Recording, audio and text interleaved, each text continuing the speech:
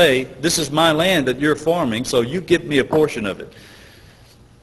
In fact, most masters purchased the produce that was produced by the slaves, or allowed the slaves to take it to town and sell it on their own, to teach them again the importance of private property and how important it is to work, and how God rewards faithful men who labor diligently. And so many slaves were working their own fields. When you got finished with your task, you went home and you worked, sometimes late into the night, but it was on your own property, or at least the property that was allotted to you by the master, and you were working for yourself at that time, and that's why they worked very hard. A lot of these black men were extremely diligent, extremely hardworking, very gifted men, most honorable, and I bow to them. It was more common for slaves to double up on their work. Forrest McDonald is saying this. To do even 2 or 3 tasks in a day and then to take several days off, in which they might travel many miles by horse or boat to visit friends or family or lovers on other plantations. And again, the slave narratives confirm this. They would often take very long trips. There's an account of one slave who took off 3 months and took a tour of the United States. And writing home these cards, wish you were here. It's quite wonderful. They went around. But these were hardworking. Not everyone had that kind of diligence. These men were very hardworking and had their money to spend when they took their family on a vacation. Was there the breaking up of slave families for profit? On average, only one slaveholder out of every 22 sold a slave in any given year. 1 out of 22. And roughly a third of those who did sell slaves were sold because the man had died and his estate demanded that they be sold. The trading did occur, and as a result, some families were broken up. The question is, how widespread was this? If you have seen Roots, you say it happened every day. That's the way it was. Every time these masters got a man and his wife together and let them get a little bit attached, well, they'd split them up. That's the impression that a lot of people had. Well, think about it. Does that promote nice, harmonious working conditions? It doesn't. Even the unbelievers didn't like to do this because of the results. A very sad husband, a very grieving and moping woman. You did not want that. You didn't want the morality of your plantation drugged down by somebody who was hurt because they thought you'd done them wrong. That just didn't happen. Data contained on the sales records of New Orleans, and New Orleans was by far the largest market in the interregional slave trade, sharply contradict the popular view that the destruction of slave marriages was at least frequent, if not universal. These records, which cover thousands of transactions during the years from 1804 to 1862, indicate 2% of the marriages of slaves involved in the westward migration. Many times slaveholders in the east were selling slaves to the west, which was where the boom was going on, you see. And so the westward migration, which was the occasion for the interregional slave trade, that 2% of the slave marriages were broken up. Now, you say, boy, 2% though, all right, but it was the same percentage for white marriages that broke up in the westward migration. Many women didn't want to go out in the frontier. White marriages had the same percentage of breakup. Now, you say, well, it wasn't forcible. Well, true, but many times the slave breakup wasn't forcible either. The slave wife wouldn't want to go, and so the man did. There is no reason to believe that the age and sex structure of interstate sales in New Orleans was markedly different from other South Central cities.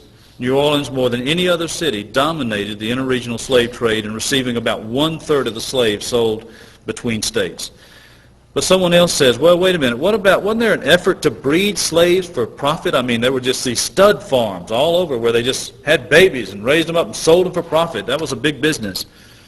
Well, that thesis and rumor has circulated, and many historians have searched for this. And it implies a couple of things. I want you to think about it. This thesis involves a couple of interrelated concepts. It involves the interference in the normal sexual habits of human beings to maximize female fertility through such devices as mating women with especially potent men. And it involves, secondly, the raising of slaves for sale as the main motive. Now, let's think about that for a moment.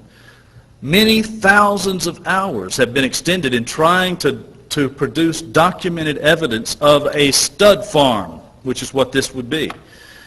And not a single instance of such a thing existing has ever been found.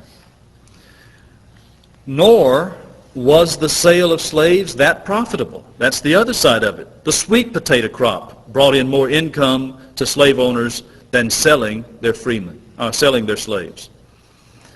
Furthermore, proponents of this breeding thesis have been misled by their failure to recognize the difference between human beings and animals. It is inherently racist, in my view, to imply that black people are different from white people. And what we know about normal people, all men, is that promiscuity does not increase fertility, but rather it decreases fertility. What increases fertility among animals decreases fertility among men. Promiscuity causes, of course, disease. That decreases fertility. One of the things that scientists will tell you, I'm not talking about Christian, of course, from a Christian perspective, we know the same thing is true. God does not commonly bless promiscuity with children. Emotional factors are of considerable significance, scientists say. And I'm speaking now in scientific terms. We're pretending to be neutral now, you see. I got to do this every now and then just to feel what it's like, you know. They say emotional factors are considerable significance in successful human conception, and doesn't that sound very scientific? You see, to imply that these factors are not present in black people is racist, and I accuse the abolitionists of being racist publicly because they imply that black people are not human by this kind of thesis. I denounce them. Most planners shun direct interference in sexual practices and attempted to influence fertility pattern only with the encouragements that you would normally do to your friends. That is to say, saying it's a wonderful thing to have babies. It's a good thing. God bless you.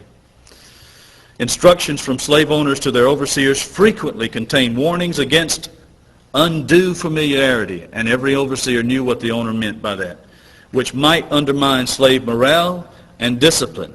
No set of instructions to overseers has been uncovered which explicitly or implicitly encouraged selective breeding or promiscuity. Now, did it happen sometimes? Yes. Was it widespread? No. Wicked men do wicked things.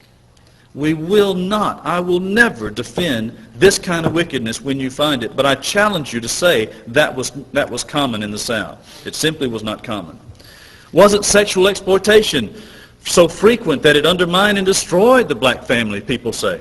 Well, critics of the South have always said that. They accuse slave owners and overseers of turning plantations into personal harems. The evidence, however, on which that charge is based is very slim to be charitable. It is extremely slim. Such arguments overlook the real and potentially large costs that confronted masters and overseers who sought sexual pleasures in the slave quarters. You got to think for a minute. If you're a rich planter, do you really want to go into the slave quarters, take a man's wife or a father's daughter, when every slave is going to know about this, and somebody's going to tell your wife, you really want to do that? You really want your reputation to be that spoken about in town like that? No, you see, what did these ungodly men do? It's far easier to keep a mistress in town where nobody might find out. If that's what you want to do, then that's the way you do it. You don't go roaming around the slave quarters. It's a ridiculous kind of accusation to say that this happened over and over again. Did it happen? Yes. And we abominate it. And the South, by and large, thought it was a horrible, horrible thing. But did it happen often? No. Was it widespread? No. Because it was too risky. Even if you weren't a Christian and didn't have convictions against immorality, you just cared more about your reputation and your business to do that. You didn't want your wife beating you with a frying pan. And Southern women did it. They did it. They chased these men out. God bless them. Beat those dogs, you know. Amen. You see, for the overseer, the cost of sexual episodes for the slave quarters, once discovered, was his job. Overseers were fired more for this than any other reason, because a master did not want a man who would do that kind of thing and undermine the morale of the slaves. Remember, again, this is a racist kind of thing to say that black men didn't care about their women and would allow them to sleep around. Black men love their women just as much as we do, and there is no man who likes to know that his wife is with many men around it if he has any